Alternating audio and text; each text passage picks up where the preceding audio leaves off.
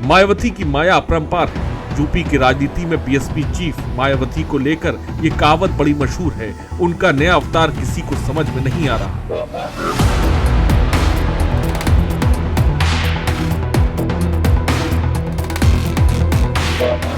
जितनी हैरान समाजवादी पार्टी है, उतनी ही परेशान बीजेपी के नेता भी हैं। कुछ दिनों पहले तक कांग्रेस और समाजवादी पार्टी चिंता में थी, अब वही हाल बीजेपी का है। आखिर बीएसपी का हाथी किसको कुचलने चला है? रहस्य गहराता जा रहा है। हफ्ते भर में बहन जी ने यूपी की राजनीति का गुणागणित बदल के रख दिया है। मायावती ने बीजेपी को जोर का झटका बड़ा आहिस्ते से दिया। बीएसपी ने श्रीकला सिंह को जौनपुर से टिकट दे दिया। वो जेल में बंद बाहुबली नेता धनंजय सिंह की पत्नी है। श्रीकला भी जौनपुर जिला पंचायत के अध्यक्ष भी हैं और बीजेपी ने इस बार यहां मुंबई से लाकर कृपाशंकर सिंह को टिकट दे दिया है। महाराष्ट्र में कांग्रेस सरकार में मंत्री रहे कृपाशंकर मूल रूप से जौनपुर के रहने वाले हैं। समाजवादी पार्टी ने यहां से बाबू सिंह कुशवाहा को टिकट दिया है। एक जमाने में वे मायावती के आंख कान होते थे। कृपाशंकर की तरह ही धनंजय भी ठाकुर बिरादरी से हैं। मतलब साफ है कि बीएसपी इस चुनाव में बीजेपी का वोट काटेगी। मुरादाबाद में समाजवादी पार्टी ने वर्तमान सांसद एसटी हसन का टिकट काटकर रुचि वीरा को दे दिया। बीएसपी ने इरफान सैनी को उम्मीदवार बनाया। यहाँ 47% मुस्लिम वोट है। अब बीएसपी चीफ मायावती कह रही हैं कि मुस्लिमों के असली नेता तो वही हैं। उनका आरोप है कि समाजवादी पार्टी ने उन सीटों पर भी हिंदू उम्मीदवार दे दिए जहां मुस्लिम वोटरों का दबदबा है। कि हमारी पार्टी कांग्रेस, बीजेपी व अन्य किसी भी विरोधी पार्टी तथा गठबंधन आदि के साथ मिलकर नहीं, बल्कि अकेले ही अपने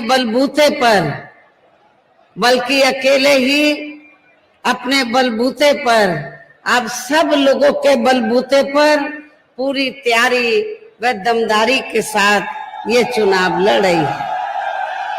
इसके साथ ही हमने इस चुनाव में भी टिकट बंटवारे के मामले में यहाँ सर्व समाज के लोगों को उचित भागीदारी भी दी है।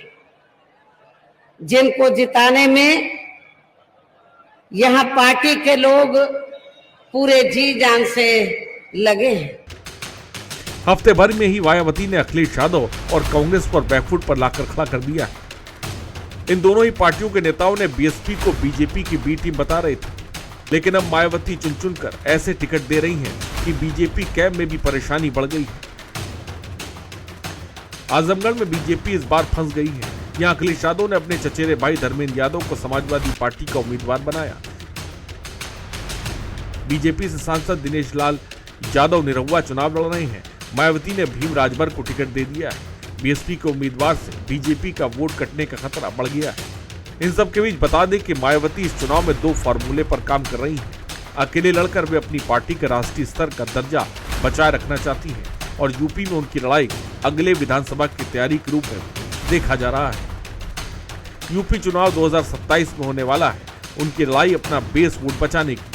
14 के लोकसभा चुनाव में बीएसपी अपना खाता तक नहीं खोल पाई थी, लेकिन 2019 में अखिलेश यादव से गठबंधन कर बीएसपी ने 10 सीटें जीती थी। देखना दिलचस्प है मायावती का 24 का दांव सूबे में उनका सियासी पांव मजबूत कर पाता है या नहीं। 2024 के लोकसभा चुनाव में एक तरफ जहां भारतीय जनता पार्टी मैदान में है, तो वहीं इंडिया गठबंधन के समाजवादी पार्टी और कांग्रेस मैदान में है। संघर्ष दोनों ही दल कर रहे हैं और तमाम जो सियासी गुणागणित है उसको लेकर राजनीतिक दांव पेचों में उलझे हैं। लेकिन समीकरण मायावती बिगाड़ती नजर आ रही हैं। एक तरफ भारतीय जनता पार्टी के कुछ प्रत्याशियों की सीटों पर काफी तगड़ा असर दे रही है मायावती, तो वहीं अब समाजवादी पार्टी के प्रत्याशियों को भी नुकसान पहुंचाने में मायावती का गठजोड़ काफी हद तक कारगर साबित होता दिख रहा है। लगातार चुनावी दौरों में मायावती ने भी इस बात का ख्याल रखा है कि जिन सीटों पर भारतीय जनता पार्टी के प्रत्याशी मजबूती से लड़ रहे हैं, वहां पर उनके प्रत्याशी मजबूत होने चाहिए और समाजवादी पार्टी के जिन प्रत्याशियों की जीत लगभग तय दिख रही है, उन सीटों पर उनका गुणागणित खराब करने के लिए भी मायावती ने अच्छे प्रत्याशी ढूंढने शुरू कर दिए हैं और लगातार उनके नामों का ऐलान कर रही है। देखना यह होगा कि उत्तर प्रदेश की जनता आखिरकार दोनों मुख्य विपक्षी और सत्ता पक्ष के बीच में तीसरी कड़ी बनती मायावती को कितना पसंद करते हैं और एक बार फिर 2007 की सोशल इंजीनियरिंग के जो फार्मूले की बात मायावती अपने मंचों से कर रही हैं, क्या वाकई में वो कुछ असर दिखा पाएंगी या ये सिर्फ सियासी ताना बाना है जो धीरे धीरे मायावती बुनती नजर आ रही हैं। कैमरा पर्सन शुभम उपाध्याय के साथ मैं विजय त्रिपाठी, JMD न्यूज, लखनऊ।